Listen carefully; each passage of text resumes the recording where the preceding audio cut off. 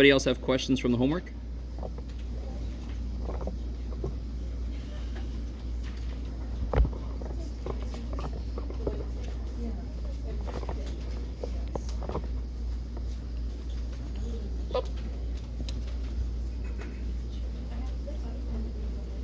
No, okay. So I'm assuming the homework is going swimmingly. If there's no questions. Okay, all right. So everybody's got their T-score chart. Everybody's got their handout, correct? Okay. So last time we did the front side of this. We finished it all the way down. So let's look at the T-score chart real quick. I had a really good question. I can't remember what I said when I first gave this to you. I think I mentioned something about this, but I told you not to worry about part of it. Today we're going to get into why this T-score chart has two rows up here. Because right now it seems a little silly. So, I mean, if I wanted to construct a 90% confidence interval, can somebody remind me what alpha would be? If I want to make a 90% confidence interval, what exactly is alpha? Yeah, 0.10, 10%. Is everybody with me? Because alpha, it's crazy. Alpha is the Greek letter A for area, and the symbol has a freaking tail. So alpha is the area and the tail are tails. Confidence intervals always make how many tails? Two tails. I love it. So right now, if the only thing we use this chart for was confidence intervals, ain't no reason to have that top row. You agree with me? The nice thing is, if I make a 90% confidence interval, it's either got 10% in two tails or 5% in one tail, and they're both the same freaking column. So you can't, I mean, not say you can't go wrong, because there's always a way, sort of like nature, but that at least lines up. You guys with me? We are going to learn today what the purpose is of this top row, right? So let me give you a little clue. We're about to get into the real full-fledged thing that is used when you hear somebody say, this has been clinically studied, and we can claim this because of the clinical study. So if you make a claim, so for example, let's say I created a new pain reliever, specifically for pain, headaches, that a student gets from working with statistics. So specifically, it helps those headaches. Are you guys with me? You with me? You with me? In order to prove to people that they should buy it instead of something like Tylenol or something, one thing I might want to show is that my reliever works faster. Does that make sense? There's got to be a reason to buy it instead of something else. You guys with me? So if it worked faster, if I could show evidence that it works faster, I could put that in a commercial. I can say clinical studies have shown, and then people might buy my statistics pain reliever. You with me? So what would I want to be true about my pain reliever that I make? I would want the time it takes to be how related to whatever other pain reliever I want to compare it to. I would want mine to take more or less time. Less. So I would want to show evidence that it's below whatever the average is for whatever I'm comparing it to. You with me? So aren't I only interested in a sample that shows up that way? So that would be a one-tail test. Hence, I would look at the top row. So in chapter 9, we're going to get into what's called hypothesis testing. And the hypothesis test could either be one-tail or two-tail. So if my claim was, I think it's not equal to this, that would be two tails. Because how can you be not equal to something? You can either be more or that's a two-tail test. I don't care which way I go. If I specifically say I want it to be less, okay, now I want one tail. I only want to see samples that show up down there. Okay, so we'll get there. So it's a really good question about why this T-score chart is set up the way it is. I don't blame you for that question. Beautiful question. Oh yeah, that's for later. Yeah. Oh, and I'll show you one of you guys gave me that little dude. Aw. It's Luffy Bat, by the way. It's a One Piece dude, so I appreciate that a lot. One piece two. Okay, sorry. I did not make that myself. I can't take credit for that. Okay. Really dumb joke, by the way. You guys know what a Mobius strip is? Oh, the strip that like goes on forever. Yeah, and then there was that movie. What was the name of the movie with the vampire dude? Morbius. So, yeah. Anyway, it's in there somewhere is a joke that I just don't feel like making. Okay. So if you all have this sheet, let's do this just to remind yourselves how this stuff works.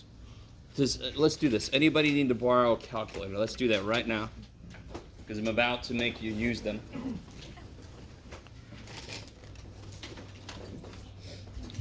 Make sure there's battery, because I haven't checked in a while. Thank you. Let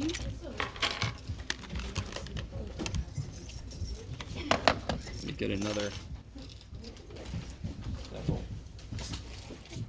Oh my God, okay. I did not bring all of mine today. Let's see if I get enough. Make sure there's battery. If there's any green, we're gonna say it's good. Oh, that's interesting. What's that? Okay. I think so.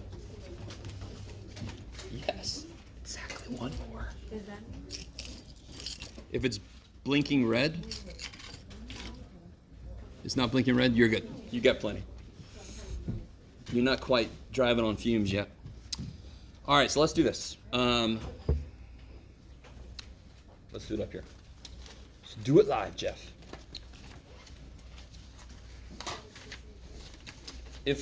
We did a problem last time, but I want to do another one like this, and then I'm going to unleash you on your own to do something.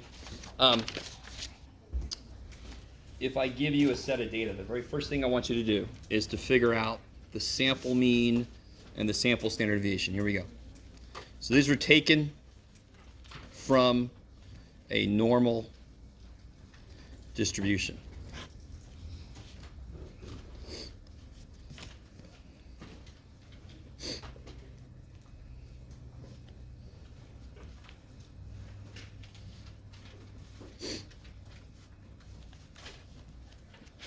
I like it. Look at that. So I want everybody to take a minute and figure out what the sample mean and the sample standard deviation is.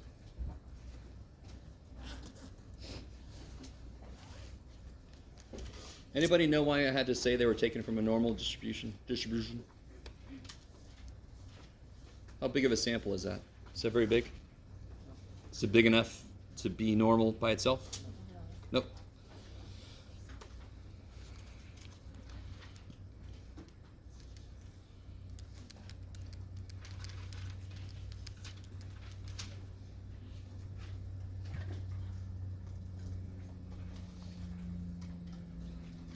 Okay.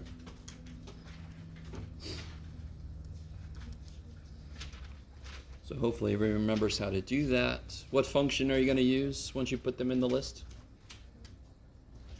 What are you going to tell the calculator so you can get the X bar and the S? Uh-oh. Shit. Well, let's see if anybody does it. I'll wait. Huh? What? I thought I heard. Yes, one of our stats. Kick ass.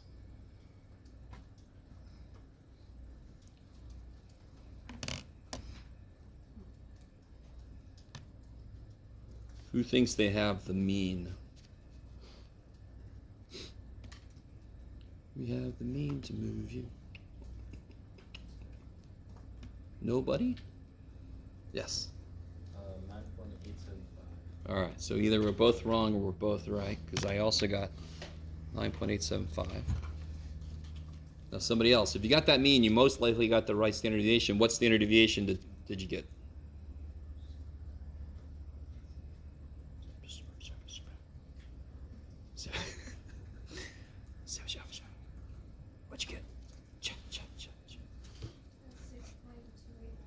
6.289. Kick ass.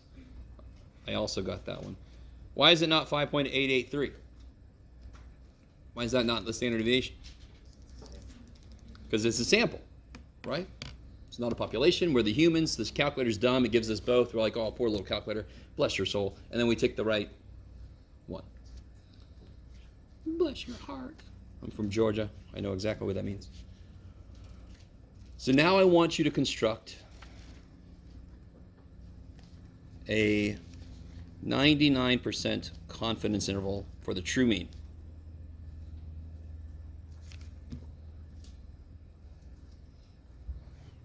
Just to remind you guys, what's the formula for that I'm going to use? Anybody know? Nobody knows. I don't know how you're going to do this. This is going to suck. I'll get it started. X bar, plus or minus? No. YT. Sample. I love it. We have S. We don't have sigma. So really, right above this on your formula sheet is going to be Z sigma, right? And this is TS. So it reminds you, if I only have S, I have to use this guy, which means I have to use T-scores. All right. We have everything in here, correct? Except for what? We have the N. What's N? Yeah, 8. There's 8 numbers there, right? If I can count, I think so. Yes. So we have N, we have S, we have X bar. The only thing we don't have yet is T. You guys can look it up. I told you how confident I want to be, right? What's alpha?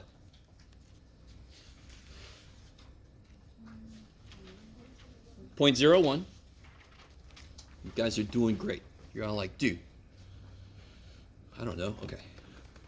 Yes, you do.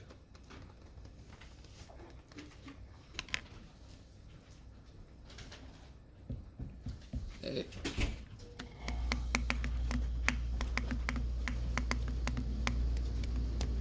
What's the degrees of freedom?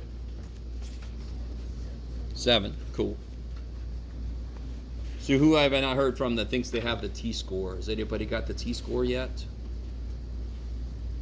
I don't even have the T-score. What am I talking about? Okay, I got it. Ha ha. I just have a question. Yes. You got the degrees of freedom because there's 8 in total, so you have 7. N minus things 1. that you- Yeah. For a confidence interval, when I don't know the population standard deviation, degrees of freedom is N minus 1.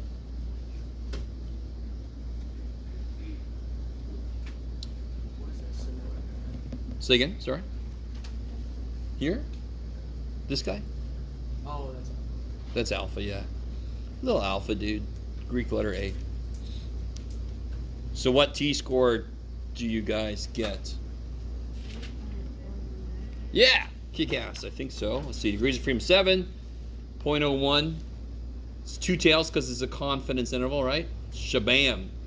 3.499. You guys all good? Okay. What? What's up? the middle one. Okay. What symbol is that? The middle one. Yeah. This? Yeah, the middle right there. This. Yeah. What symbol is that, guys? Alpha. Okay. I know. I'm glad you noticed. Yes, that's alpha. It's cool because it's a Greek letter A. It's got a tail. Looks like a fish. So it's the area in the tails. Kind of awesome. So now you just got to plug and chug, right? So I think once you guys get over the derivation that we had to go through, that I had to put you through, and hopefully some of it made sense, the problems become plug and chug. So our best guess is 9.875, and we give or take so much based on, and it kind of makes sense, the error is based on the sample size, because the smaller the sample size, the more out I should have to go to make up for how uncertain I am because I have such a small sample. So this one, with a big old T-score and a small little sample, this error should be pretty big. Especially because S is freaking huge, Jeff. What the shit? Oh well, too bad. A really easy mistake is to put a 7 there instead of 8, because your brain's sort of thinking 7. So what's that become? Well, let me let you guys plug that in there. Maybe I should do it too. Bless you.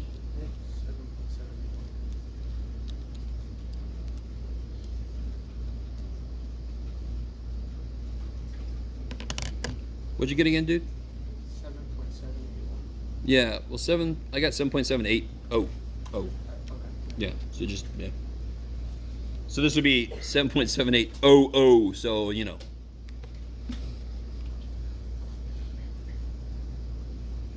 Oh, okay. So now you just have to add it, subtract, add, blah, blah, blah. Is that all right? You guys with me? It's just slowly coming back. I always know it's been a little while since we were together. So this will be, what is that, 2.105? No, Jeff. Yeah, maybe. No, Jeff. 2.095? Thank you. Okay.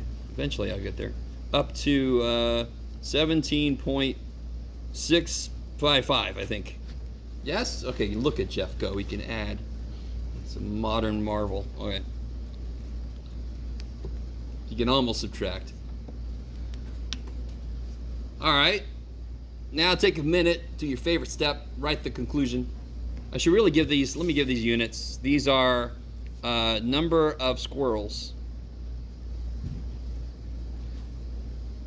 that my old neighbor noticed in the yard on different days. You with me?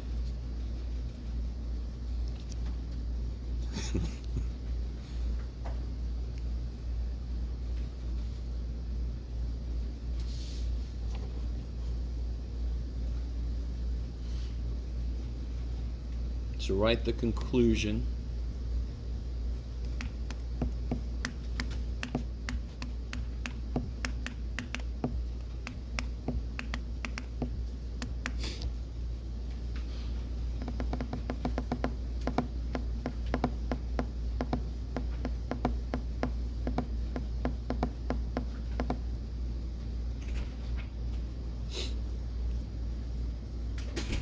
Hey.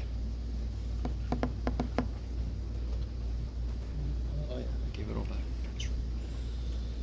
All right, let's see. Who's got that? I'll get it started. We are 99% confident that the interval, pretend like that's what that says, that the interval, yeah, 2.095 to, well, what is this? 2.095 what? Squirrel. Zup to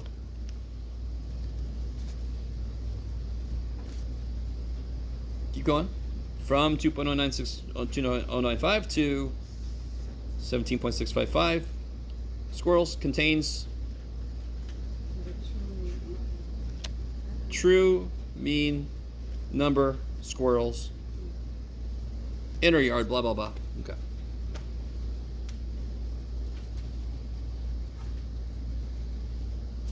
Is that a very good confidence interval? All right, what's it got going against it? Why is the poor little dude? It's not his fault, huh? Or, I'm sorry, how far Gary Briggs is really big, like from 2 to 17. Like, Yeah, but why? Why is it so big? Why is the poor little confidence interval better? A better confidence interval, does everybody agree, would be a tighter one Yeah. to communicate that I'm certain about things. So how big of a sample did we take? Was it big? Yeah. Wait. not really. No, it's only 8, right?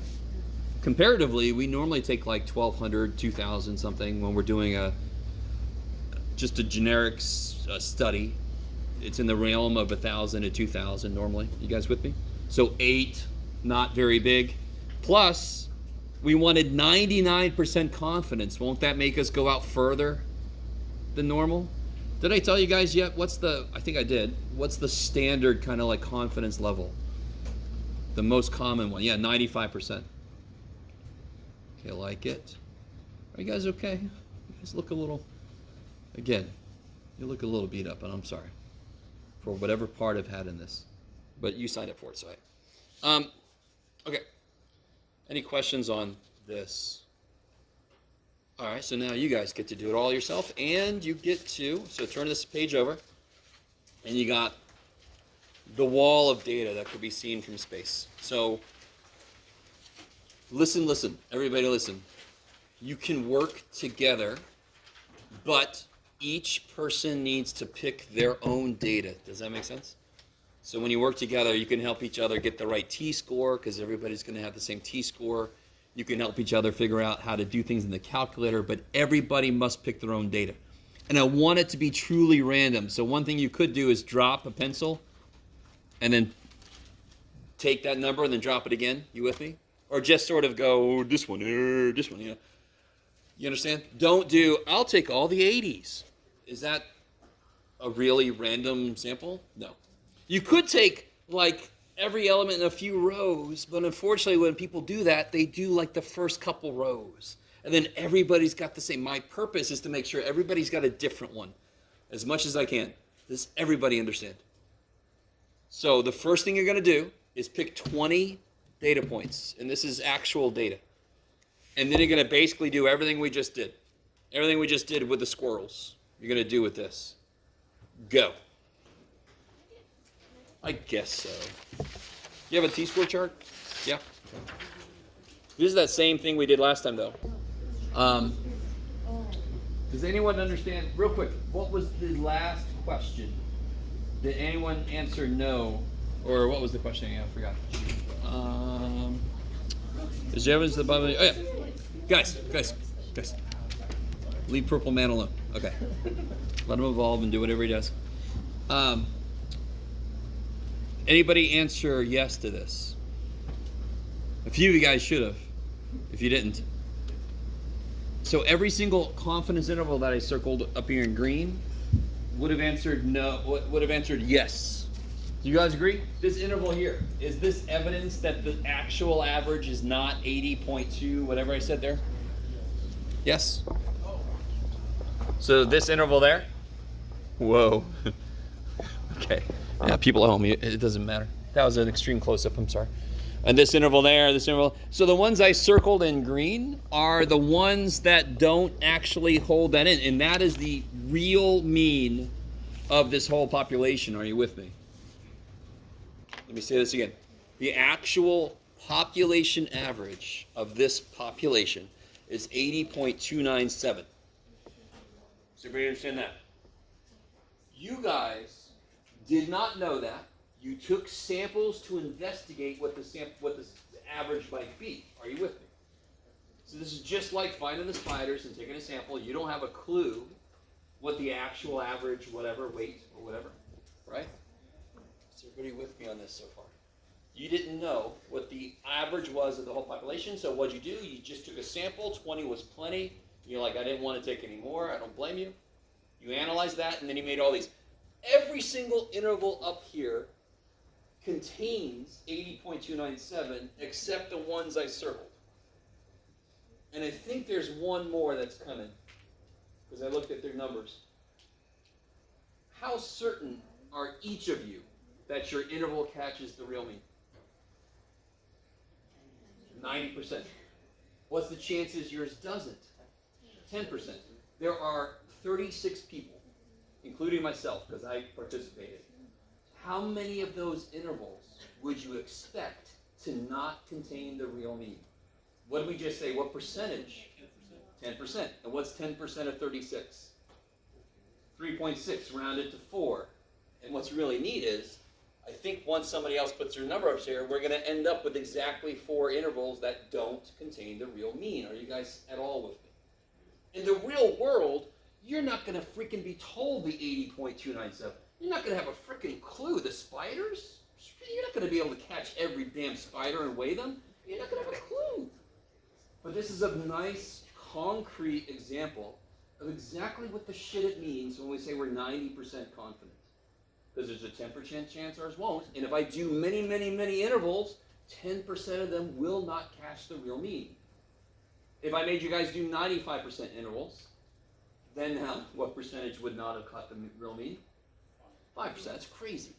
Now, and again, I don't know yet. We're going to wait and see if somebody puts some numbers up here for me. But I think one more person, it didn't have to be this way. I would expect about 3.6 out of 36 to not.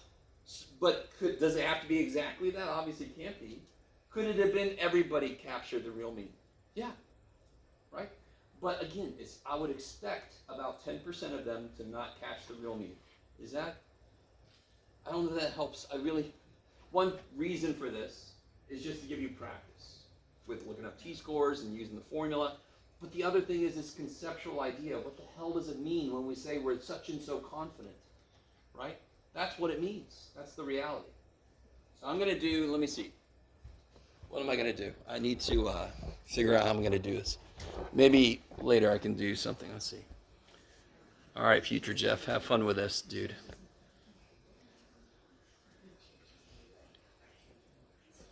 I'm going to print these out, put them up on my fridge.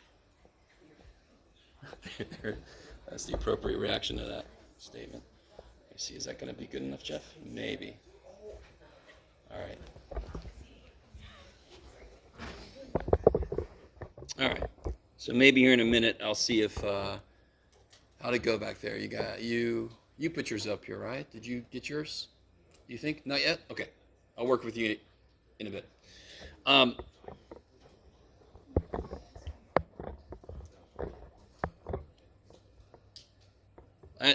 Did you finish the calculations? Yeah. Oh, good. Here, I'll put them up here for you. What you got? Your sample mean? X bar? 69, 311, And then your interval? 77.88. Wait. Your interval goes from something up to 77? 0.98. And what's the first part of your interval? Or, okay.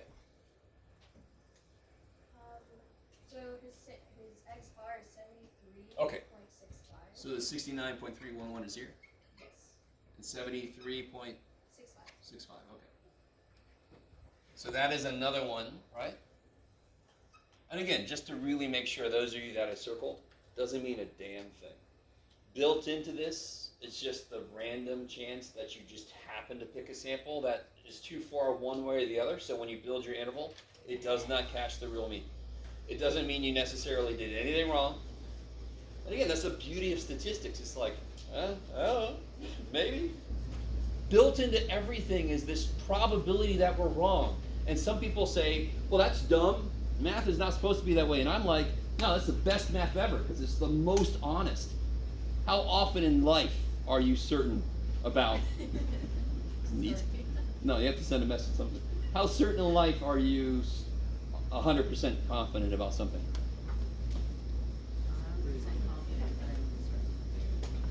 100% confident that I'm uncertain. that you're uncertain? Okay, I like that. The one thing you can be confident about is that you're not confident about stuff. And I can agree with that. I'm 100% certain that I am uncertain about most things. True. Yeah, all right, enough. Are you guys semi with me? Okay. So, one thing that confidence intervals don't have going for them, what are they built around? What are confidence intervals built around? What do I get first and then I kind of build off of that? Sample means, yes? And our sample mean could be wrong, of course, right? Are you guys semi with me? Confidence intervals are normally given at the beginning of articles, at the beginning of statistical analyses. They're normally they're used for like demographics and so forth. Like the age range would be like from 39.7 up to 52.4, just as a quick way to identify what we're looking at. They're not built to analyze claims. So they can answer questions like, based on your results, is there evidence that the mean is less than 80? This person would say yes. This person would say no. There's not evidence it's less than 80 because 80's in here, correct? So it does it okay to that level, but we need a more robust way to analyze claims. Even if you don't agree with me that we need it, we do. Okay. So that's what we're going to jump into now. Here we go. So kind of let go of this for a bit. Go away, little piece of paper. Okay. So I've got Do I? Did I pick that up? Maybe I'll get it. Yeah, I didn't pick it up yet. Okay. I started printing a handout, and apparently it's still on my printer. So I'll get. Oh, no, Jeff, you did good. Okay. So, just to let you know, how can I say this? Chapter 9 builds off of everything we've done. There's very little new stuff, but the way that it uses stuff we've done before is new. So what I try to do is I try to explain what each step means. In the homework, each section deals with another step in the process. So there are 5 steps in the process. Back in my day, when I took it, there were 8 steps in the process, so I sort of whittled it down a bit. Okay, so let's see, what the hell is this process? So if you have, can somebody come up with an example of a claim that we might need to investigate with statistics? Can you guys imagine a claim that we might need to investigate? So I gave one example of my pain reliever that I created, right? Anybody have just any other, it doesn't have to be a real example, it could just be something you totally make up. What's an example of a claim that we might need to investigate using statistics? Anybody? One mascara is better than another? Okay, one mascara is better than another. Now you'd have to kind of quantify it, right? Like, is it longer lasting or whatever? Not surprisingly, I don't wear mascara very often. Some Halloweens I've been known to do it, right? Or when I go watch Rocky Horror. Hell yeah, right? Does that make sense? So yeah, you could talk about something about mascara, then you have to quantify what better means, right?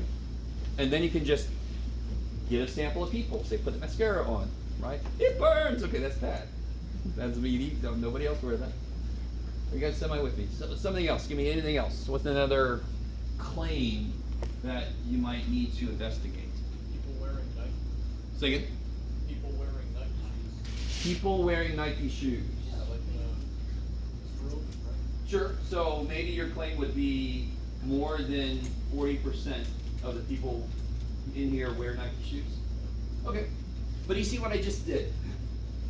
A claim needs to have some mathematical component to it.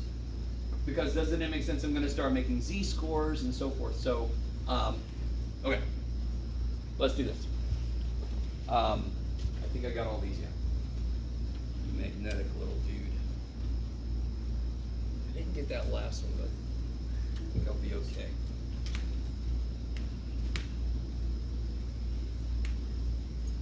Here, I'll leave you up there. All right.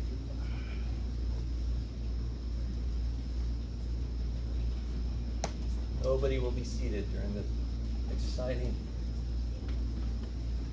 erase the board scene. Okay. So let's say our claim is, let's go with the, I don't like the mascara. Let's go with the, sure, mascara thing. So let's say we have a claim, we claim that our mascara, all right, mascara wearers, is that such a thing? How long it Yeah, mascara. lasts? Length. Okay. Sharing with you my ignorance, because normally when I do wear it, doesn't stay on me very long.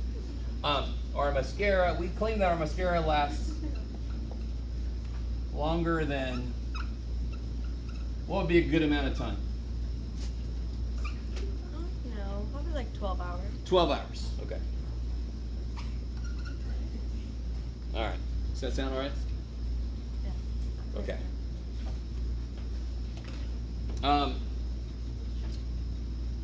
So, how do you think we're going to check that claim? What are we going to do? How do we test that claim? What do we do physically? What do we do? Kind of gave it away earlier. First thing I do is I take a sample of people, right? And I say, here, chuck this on yourself, right? Right? See how you put it on? You guys all with me? And then you have to let them, I don't know, go about their day and then come back. So we're not going to get too specific about the exact guidelines of what your study would look like. But basically, we need a sample, we need to apply the stuff, and then we need to actually see how it comes out, right? So we need to take a sample and so forth. So first thing though is, so eventually we're going to take a sample. Can somebody write the claim? Well, first off, what's the claim in English? Well, it's basically right here. What's the claim in Mathish?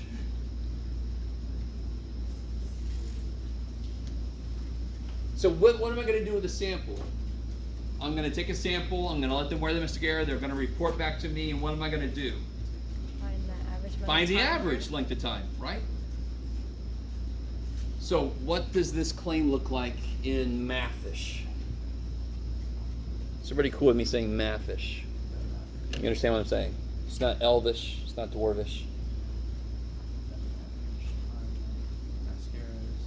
Yeah, but I want Mathish. Right, so what's the average we're trying to get? The sample mean, I'm never gonna have a claim about a sample mean, because I can just see what the shit that is. Why would I claim something about something I can see? My claim is you're currently wearing something in your head. Well, I can see that. Why would that be even be a claim? Careful, not X bar. See, I know what X bar is. Once I get it, I know it. What I don't know is the real average, right? That's what I mean in Mathish. Mathish just means completely symbols.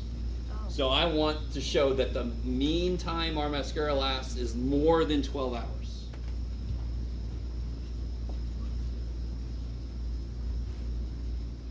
All right, let me let that sink in. I say that a lot, and somebody once gave me a little picture of a door opening and there was a sink. Yeah. I was like, okay, I do say that a lot. Thanks. All right, how y'all doing? So normally in these kind of problems, it will be very straightforward to find what the claim is. We feel that. We believe that. It is thought to. All these things about somebody's got a position.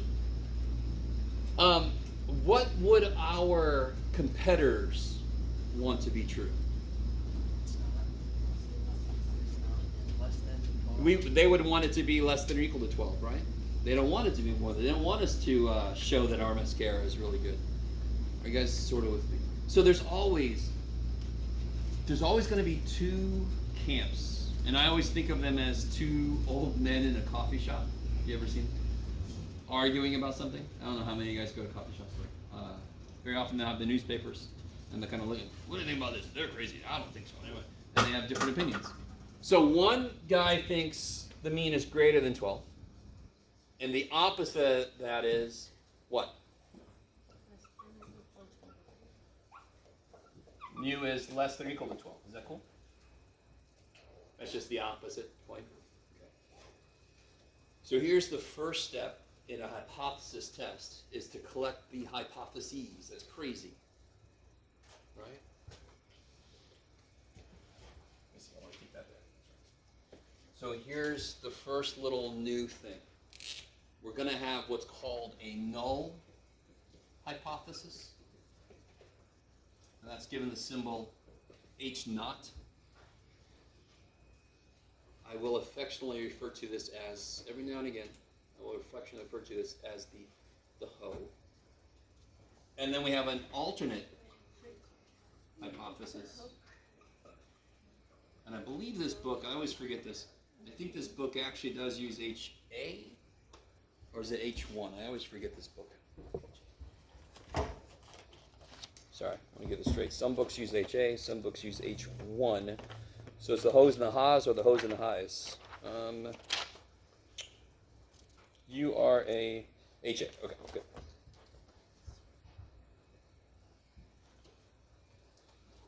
So again, that kind of lines up with the idea of a claim and a counterclaim, right? An idea and the opposing idea. Are you guys with me? Is that a P? Where? Up there. Is Here? that cool or no above? Like Here? the word. Null hypothesis, okay, alternate okay. hypothesis, alternate No, never mind. hypothesis. No. I got Okay, it. all right. So, The null hypothesis is always a statement that has an equals. And let me talk about that for a minute. So here's the idea. The way that hypotheses work, and again, we're just getting into this shit. There's a lot of steps. We're going to go slowly through each step. An actual problem's going to take less time. Talking about it's going to take a lot. What we're doing when we do a hypothesis test is we assume the number that's given here is true. We assume that the middle is actually 12. So we say, okay, if the mean is actually 12, and of course, one of our future steps in the process is going to be, is it normal? If it's not normal, we still can't do anything, right? So it's going to have to be normal. So what we do for our hypothesis test is we go, okay, assuming 12 is right. So assume 12 is the actual average length of time that our mascara works. What do we want to actually be true? What do we want to show? It's longer than 12. It's greater than 12. Is everybody with me? So hypothesis tests go, okay, assuming it's actually 12, you better show me evidence to make me go, oh man, it probably can't be 12. So where would a sample have to show up so that it looks as if our mean is actually bigger than 12? Where would it have to show up? If it showed up over here, that would be evidence that it's less than. And I want greater than, so it's going to have to show up way out here.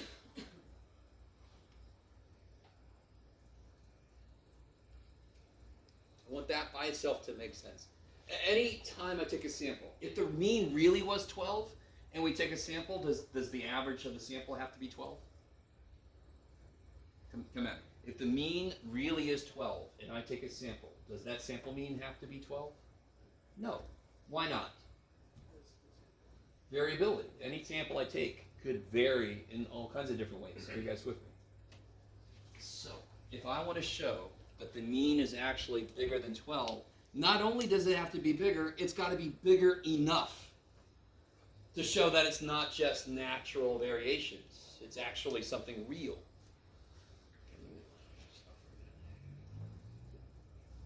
If the mean really was higher, wouldn't I expect the sample to show up here? Therefore, I better find a sample that shows up here to show evidence that that mean is in the wrong place. Okay. If this really is the real mean, and let's say, we'll get to this point, but let's say that alpha is 0.05. By the way, how many tail tests is this? How many tails are up there? One. Do I care about this side? If I get a sample on this side, do I even do any work? If I get a sample over here, is it ever going to show evidence in support of this? Hell no. So I just wouldn't do shit. So this is a one-tail test. I need my sample to show up over there. So can somebody help me out? Let's say that this is one where we're going to know sigma. So what am I going to use, Z or T? Look up for 0.05, one tail. What is the Z-score?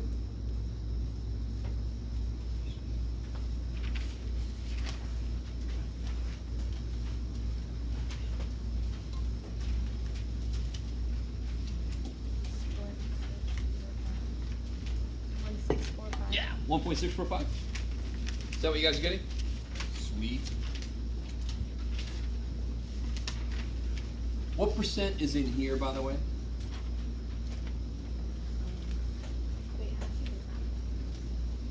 So look at the T-score chart. Yeah, we're better than that. We can use that T-score chart. Why can I use the T-score chart to find Z-scores? Because the Z-scores are at the bottom of the list. And this is, now you start to understand. Some hypotheses tests are going to be one tail, some are going to be two tail. That is exactly why the freaking T-score chart has a one tail and a two tail. So alpha's 0.05, but it's one tail. So look at 0.05, one tail, and you just go all the way to the freaking bottom. What do you get? 1.645. Okay. We stop for a minute. There are 5 steps. Each one of them alone isn't too terrible, but it's just the entire thing that kind of gets on students' brains.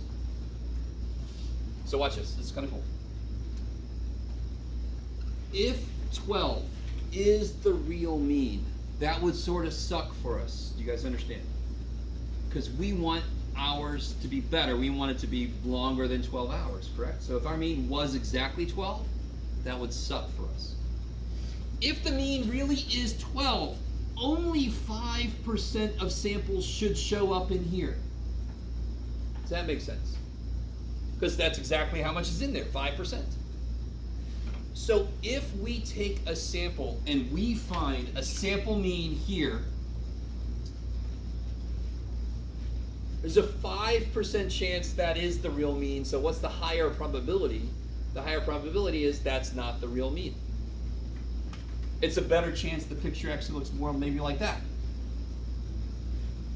Maybe the mean actually is higher, right? I really want this to make sense. If I find a mean that's right here, if that's our sample mean, who cares? That's in the usual areas, exactly where I would expect a sample to show up. But if we get one here, there's still a 5% chance that's the real mean, but it's a much higher chance that that's not the real mean. More than likely, the mean is higher. Can we stop for a minute? Okay. I really want it to make sense just by itself. So if the real mean is 12, wouldn't we expect a sample to show up in here?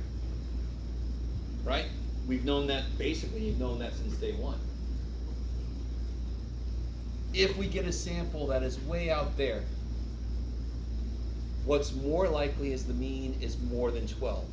Because it's a very small probability that I just randomly get a sample up there. Now in science, what happens if one group sees something? What do they immediately try to get another group to do?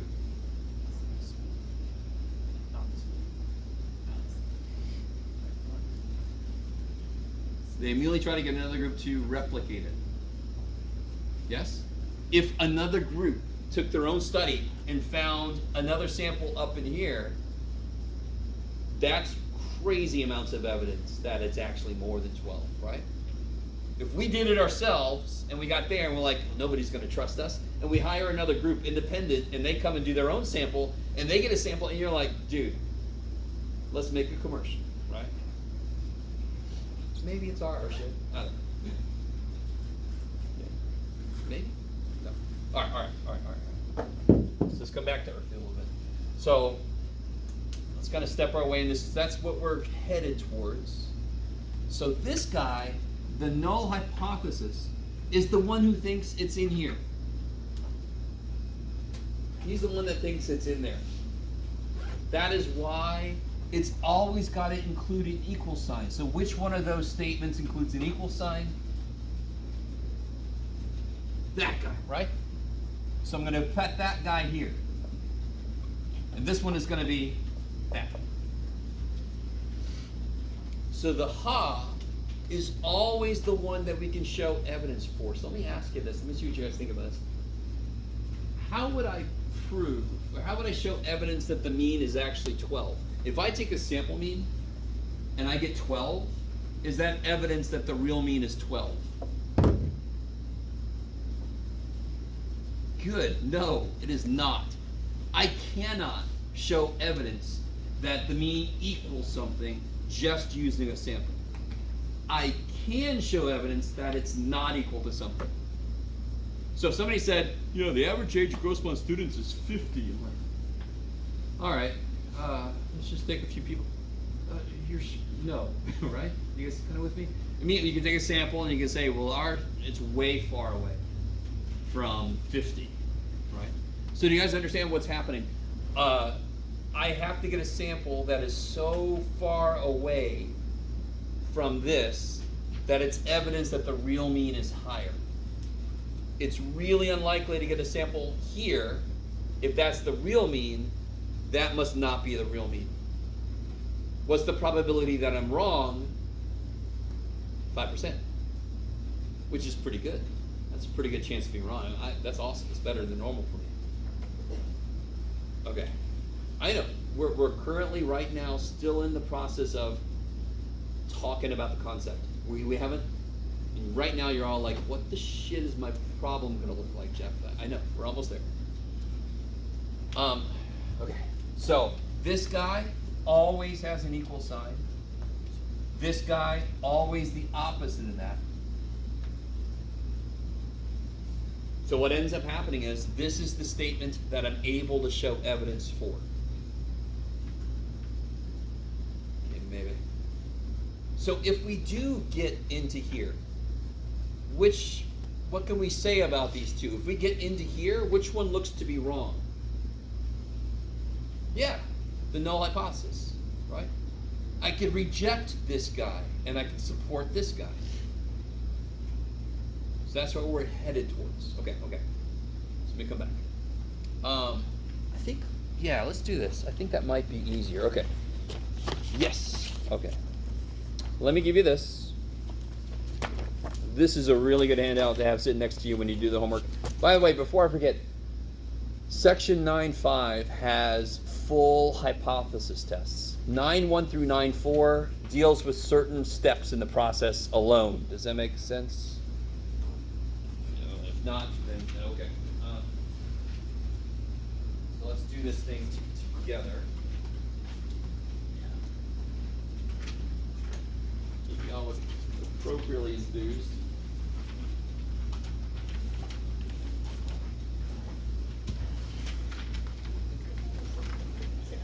Is it too cold? No, it might be too cold.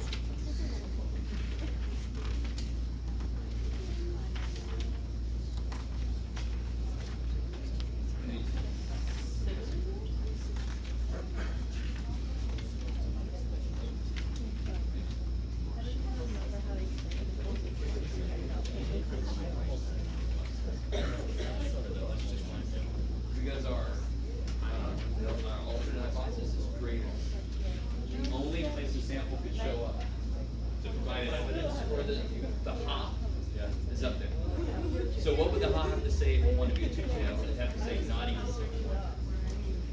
If my ha ended up being the mu does not equal 12, then it could be down or up. Less or greater would be 9. This one has a very specific direction. All right, guys, let's take a look at this.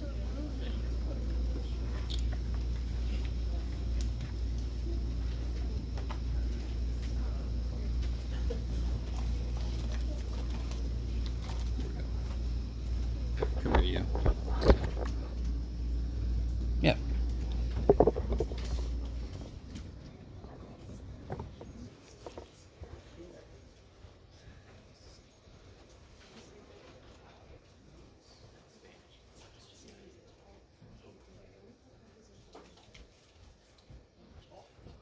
It's a little chilly, yeah. All right, guys, let's take a look here. Read through the problem. I'm being very, very nice, by the way. I've bolded and colored in something very important. Will I always be this nice in these problems? No. No, I will not.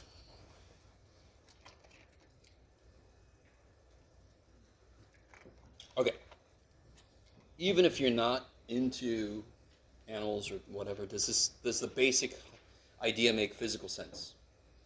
If you give an animal more room to roam, they're going to do better. Does that make sense? I mean, if you give them very little room, they're not going to do so great. So if you read through this, oh yeah, I gave him a name later. So Phil, the researcher, he's got this belief that they live longer in captivity. So all coyotes in captivity have a lifespan of 10.15 years. He took a sample of 41 northern and blah, blah, blah, blah, and finds the mean lifespan. Okay, so right immediately I want you to notice something. What's the claim he's making? They live longer. He took a sample. Was their average life expectancy more? So why don't we just stop there? I love it. Somebody's going to be like, great idea, Jeff. Let's all go home. Why do we actually do the full analysis? Why don't we just go, yeah, Jeff, 12.45. That's bigger than 10.15. Every time I looked at the damn thing, it was bigger. So anybody know why we still have to do the entire process? Why is it not good enough that 12.45 is bigger than 10.15? Just a sample, right? Kick ass. Any sample could be different. In fact, I would put money on every sample I take to not equal 10.15. So here's the real idea.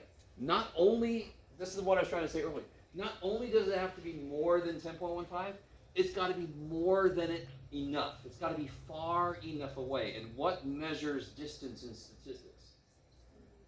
I use standard deviation to measure distance. What measures distance? Z-score. I love it. Right, so standard deviation is like the units we use. Z-score is the measurement we take. So Z-score measures distance, right? All right. So you guys help me out. What's the claim being made in Mathish? Mu greater than 10.15, kick ass. Now, this is going to be a little weird because we're not actually doing a study. I'm not sending you out, which is probably good that I'm not sending you out to go analyze coyotes. Might be a bad idea for you.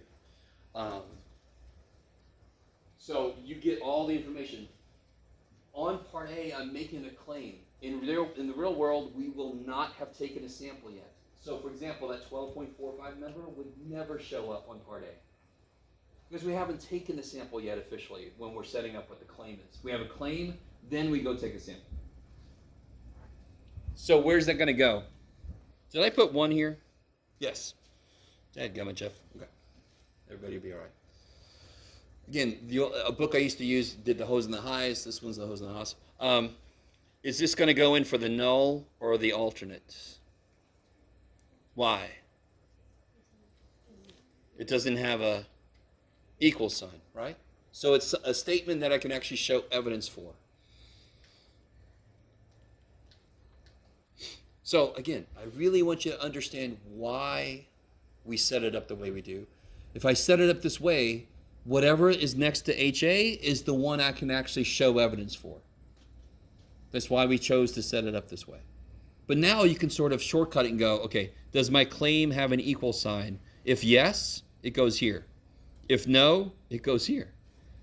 So what goes in the other spot? Always. The opposite of what this one is. So what's the opposite of greater than? Less than or equal to.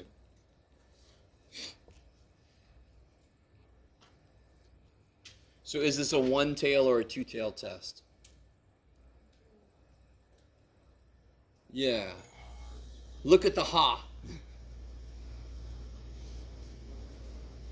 In order for it to be a two-tail test, the ha would have to be not equal to. If I said the mean is not equal to 7, how could I show that to be true? I could show my sample mean is more or less. Two tails. Bam. If I have a directional symbol, that's going to be one tail. So this is greater than. Where do I want my sample to show up? What's the only side of this sucker I'm curious that I want to see things happen? This side, right? Greater than. So this is a one tail. All right, let me stop for a minute.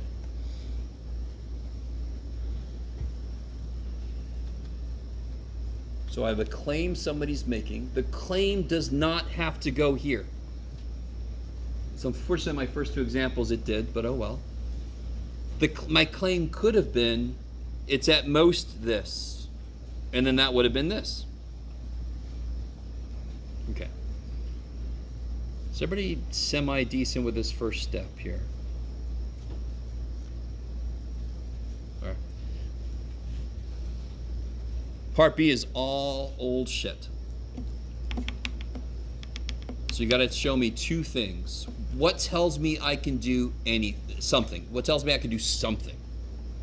What do I need to be true in order for me to do something? There we go. I like it. So I've learned how to read lips with you guys. Okay. Normal distribution. Is this one normally distributed? How do you know it's normally distributed? Say again? Yeah, the sample size is 41, which is bigger than 30, so central limit theorem says yes.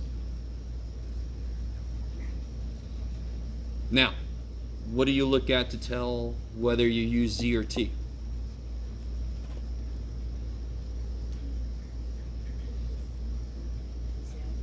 Sorry. I love your facial expression sometimes. No. How many confidence interval formulas are there that start off with X bar? X bar plus or minus? One of them is Z sigma over square root of n. What's the other one? X bar plus or minus. We just use it.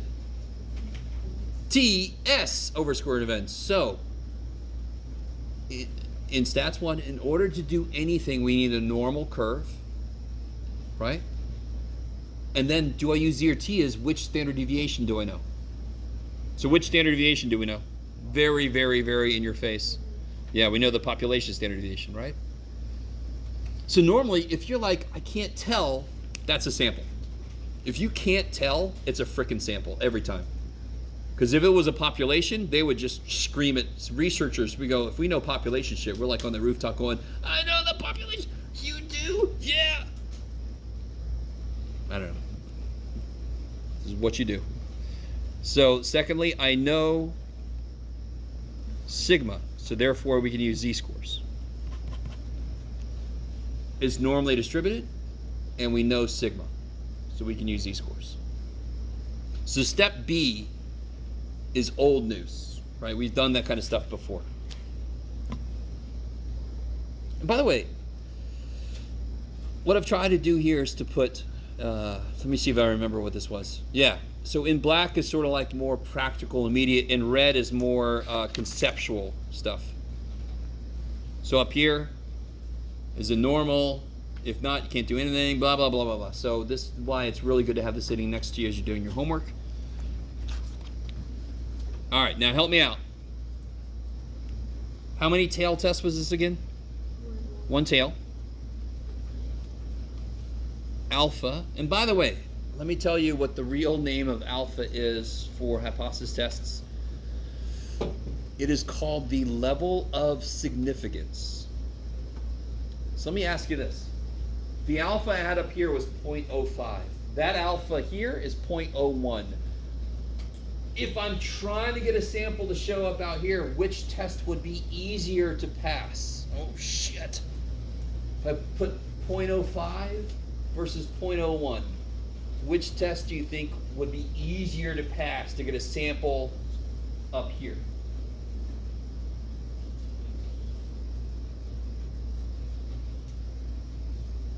This 0.05. It's got more stuff in it. It's got 5% versus 1%. It would be easier to get a sampling up here. It's got 5 times the amount of stuff in it. Maybe. So that's one reason we call this a level of significance. It relates to how significant it is if you pass the test. Right?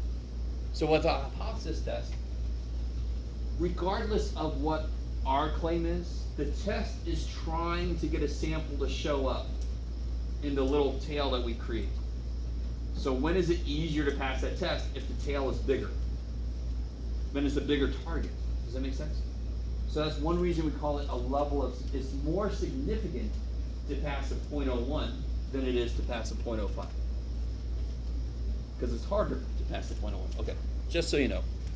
In the book, they're gonna say level of significance.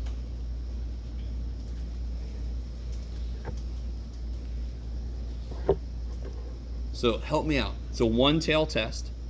Alpha's 0.01. We're allowed to use z-scores. Can somebody figure out what that z-score is?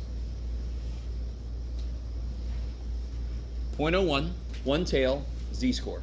T-score chart will help you, right? T-score chart will help you. Sorry. All right, got a vote for 2.326. You're good. Don't question yourself. You're good. All right. 2.326.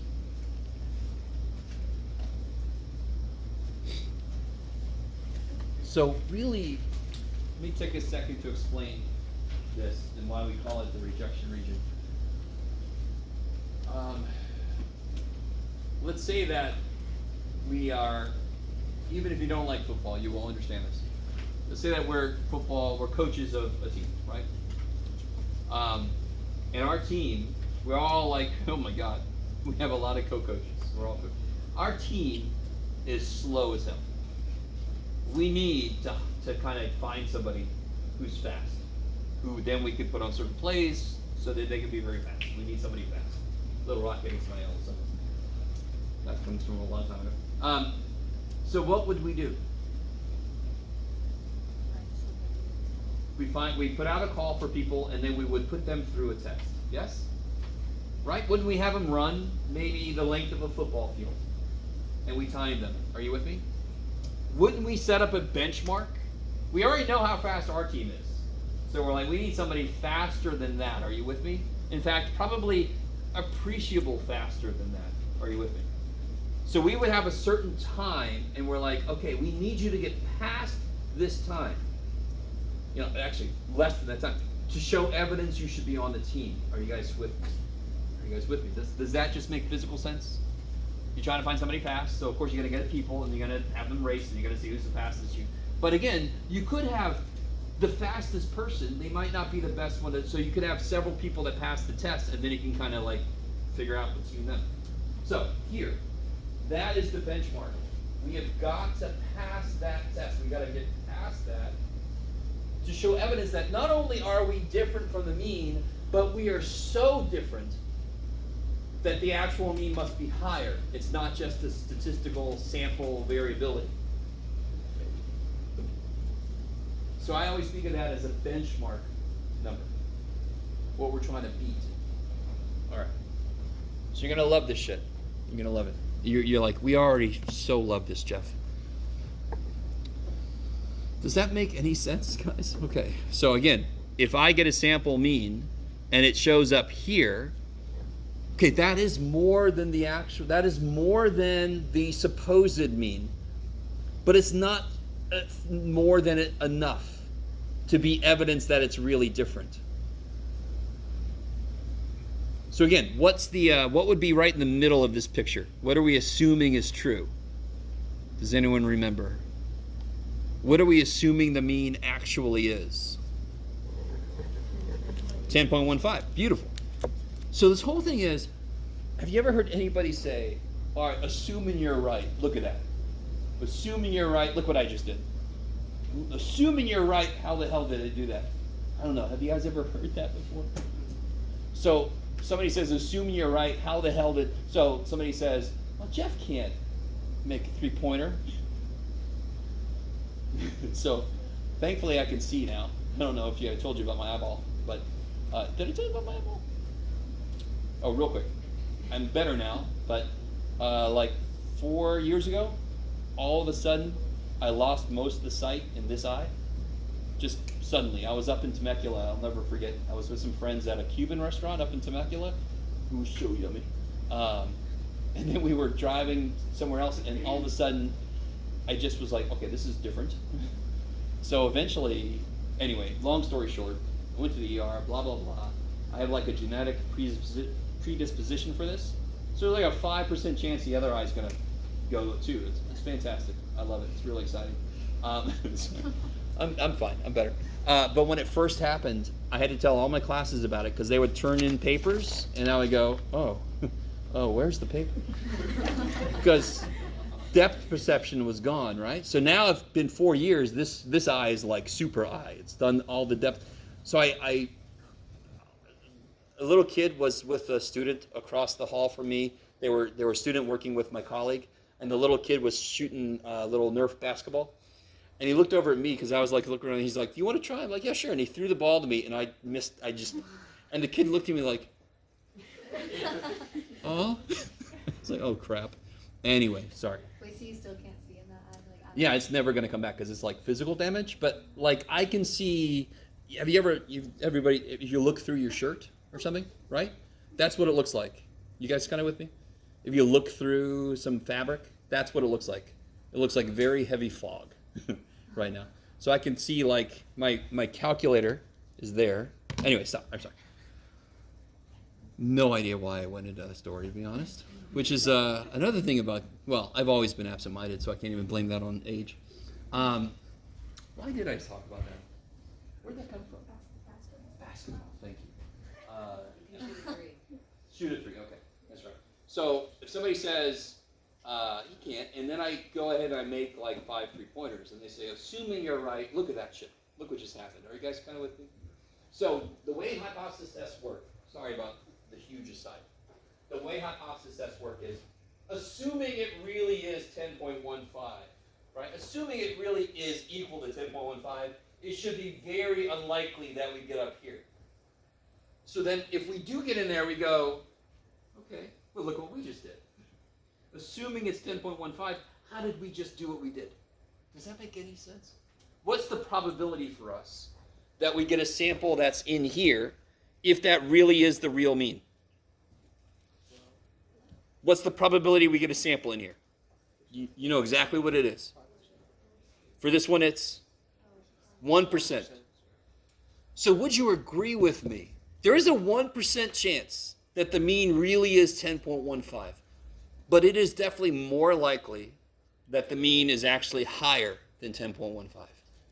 Does that make sense? There's only a 1% chance that our sample would still have this be the real mean. It's more likely that the actual whole distribution is higher for the certain group of coyotes if they're given more room to roam. Okay, really want this to make sense. So why do we call this the rejection region? Some of you guys, I don't know, you look like you might call it the dejection region. I'm sorry. I'm really hoping this makes sense. So the rejection region, why would we call it that? Well, if I make it in there, who looks to be wrong? If I make it in here, which one of these guys is most likely wrong? Who claimed it was more than 10.15? The Ha did. So who looks to be wrong if I get way the shit up there? The null. Because again, where's the null think things are? Doesn't the null think things are in here? He thinks it's less than or equal to 10.15. So he'd expect a sample to show up here. If we get in there, I can reject the null. So watch this. This is what I mean by put it into words. If, okay, here's something else. Do you agree with me there's already a z-score in this paper? Haven't I already written a z-score down? There it is, right? You guys with me? So what young Jeff did, and this is how he teaches it, so if you don't like it, I'm sorry, too bad. I call the z-score we're going to actually calculate, I call it z-star. So we have a z-score that sets up our benchmark, and then we calculate, well, how far did our sample get? Did it get far enough away? That's another z-score, correct? So just to differentiate it, I call it z-star. The book, before I forget, calls this the critical z-score.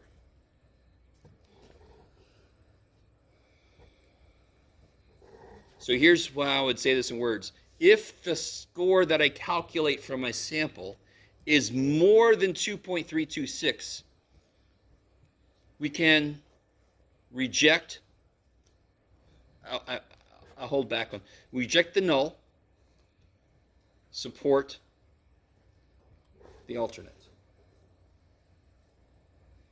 Because the null is the dude who thinks it's in here. So if we get out here, then we can reject what he said. Is it with 100% confidence that we reject it?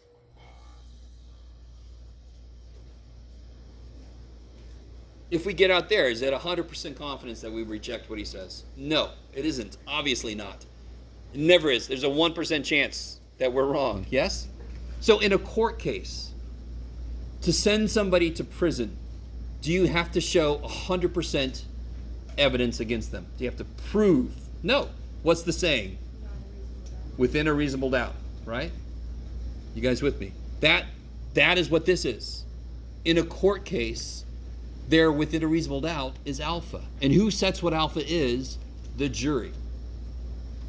Are they told what a reasonable doubt means? Sometimes they're given some guidelines, but no.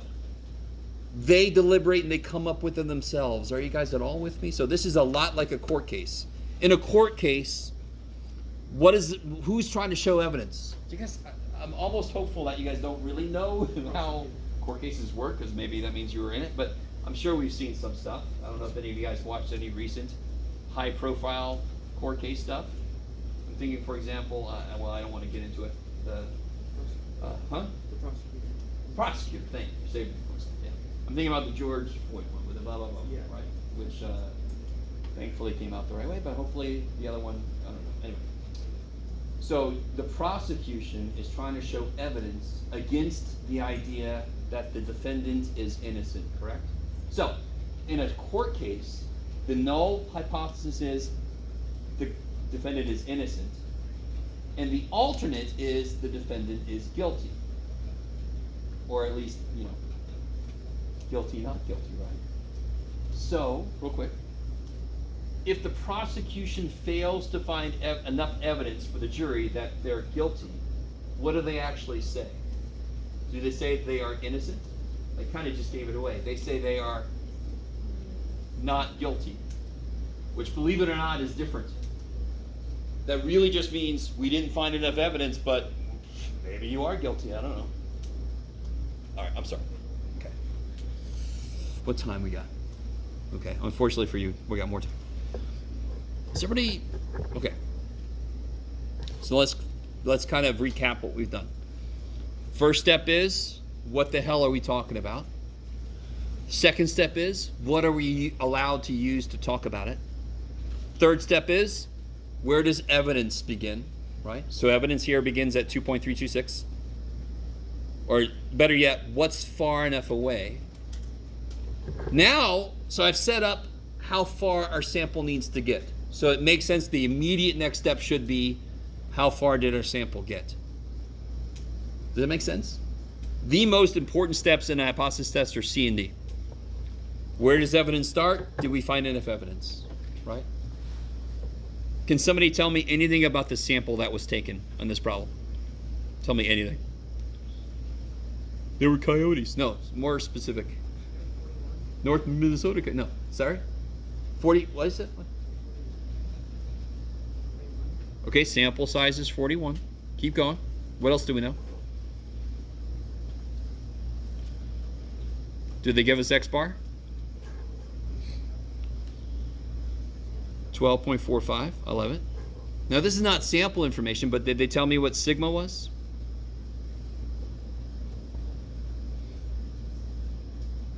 .27. Now, real quick, what do I always have to do with whatever the standard deviation is? Because we took a sample, right? And we're talking about sample means, so I have to change it. 4.27 divided by square root of what? 41. Oh, shit. Why are you guys not? Wait a minute. No. Okay. Sorry, I thought I had some major thing to give back to you, but no, that's another class. Yes, okay. Help me out with that. What is that? I say that, I'm doing it for myself anyway, but... Oh yeah, this is the almost evil one.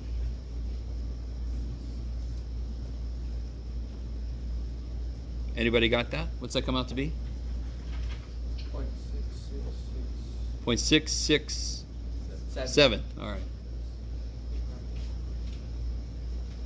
By the way, the number is actually 616. It's a misinterpretation of the Bible, but, and I'm not religious, but it's just funny to me. Anyway, I really want, so this step tells me how far a sample has to make it past to be evidence that not only is it more, but it's a lot more. And that would mean that it's more likely the actual population average is bigger. That's more likely than we just happen to pick a bunch of coyotes that just happen to live longer. Right? That's the idea. So how do I create a z-score out of this? I'm going to call it z star. It's my sample z-score. Same old formula as before. What's our data? What did we find? 12.45. Right? That's our sample mean. That's our data. Minus, what's the supposed mean? 10.1. Yes, this is the mean. We're assuming it's 10.15.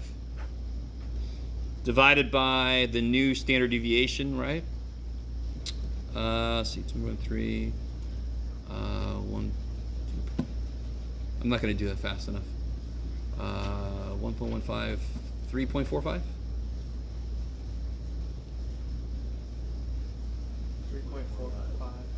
Okay. It's my one skill, so don't get too excited. Sorry. It's my one skill. I got to show off every now and again. Look, Jeff, he did shit in his head. Just looking at that by itself, that's a z-score, correct? Is that a very far away z-score? Does that mean I'm very far away from the mean? At this point in the class, you should look at it and go, that's freaking far. What's more important, it's specifically further than what? 2.326. What did we say would happen if I found a z-score more than 2.326? Reject the null, support the alternate, right? I mean, let me remind you what's going on. The null is the guy who thinks it's in here. So if we find a sample there, which we did, we found a sample way to shit up here. That is evidence that whoever thinks it's here is wrong. That's why I say I reject the null. I support the ha, right? The alternate.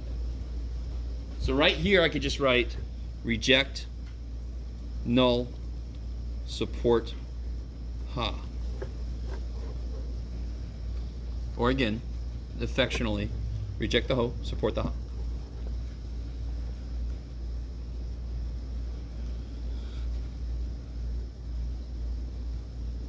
So again, our sample that we took was so far away from where it would have been if 10.15 was the actual mean, that the actual mean must be higher than 10.15. That's exactly what that means, yes. What's the p-value? Oh, I'm glad you said that. We'll get into it in a minute. It's a little add-on, but it's actually more important than what we've done, but I don't want to get into it quite yet. I want to finish this.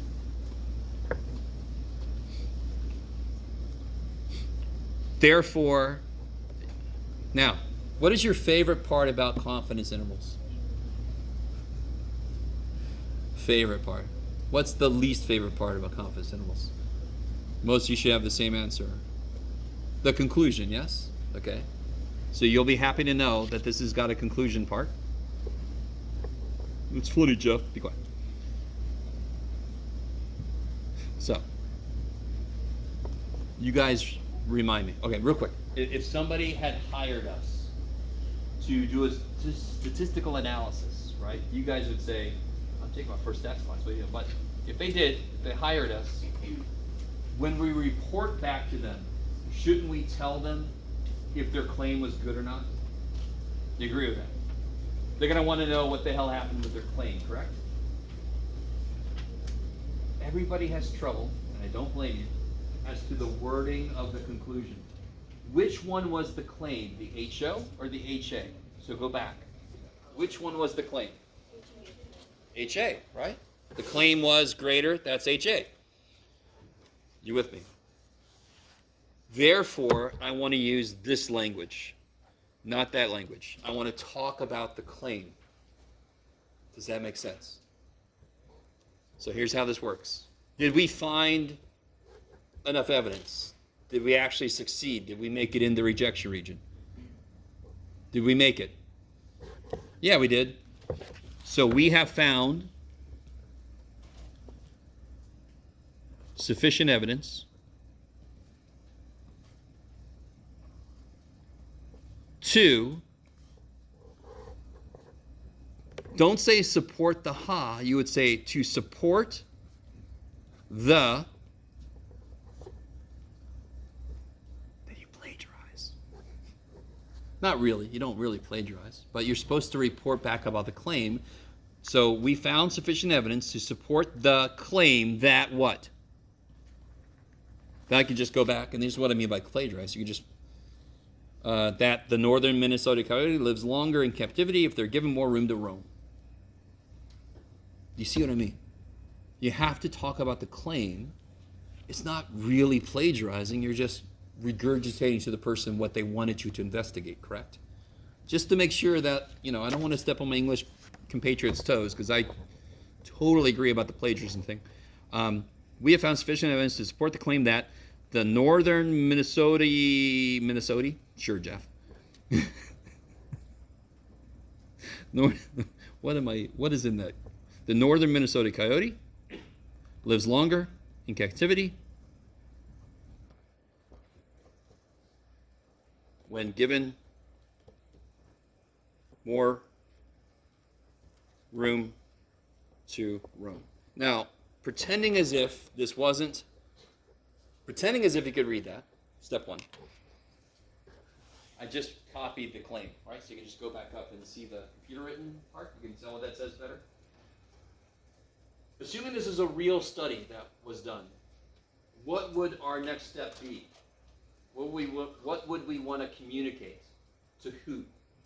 What should the ramifications of the results of this study be? First step you might say is we want to get some other group to replicate. So say they do. What should we immediately do next? What do you think we should do? What should we say to who? I love you guys. Think about it. Who would need to change if this is true?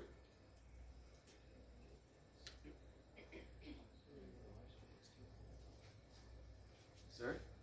Oh.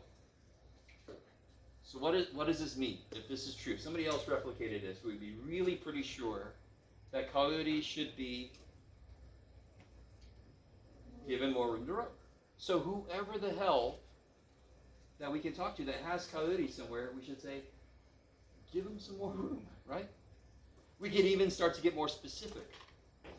We could actually look at the size of the amount of room that the coyotes we looked at were given and kind of set some guidelines. It should be at least this big for this number of coyotes. Does that make any sense? Are you guys kind of with me? So when we do a study like this, if I reach a certain conclusion, I should then think, okay, who do I need to communicate this to? Who needs to be told this? Who needs to be shown this study so then they can make their own decision? Is it financially feasible for us? If it's not, maybe we should consider giving some coyotes to somebody else. Then the coyotes that have left each has more room. Does that make any sense? You guys kind of with me? So again, there's always a ramification of the results of our study. So then you can think about who needs to be told this, who needs to be shown this. Okay. So, what do we got? Ooh. I'll tell you what. That's enough for today. What do you guys think? So next time we'll do several more hypothesis tests. Just to remind you guys, section 9.5 has complete. Oh, real quick, guys. Very important note to take. Very important. I always forget this. I'm so happy I remember this. The book says to use a certain worksheet to do your hypothesis test. Do not use that worksheet. They are assuming we're just using a calculator to get all our answers, and we definitely are not. So you use this. When you have a hypothesis test, you use these steps. Okay. Thank you.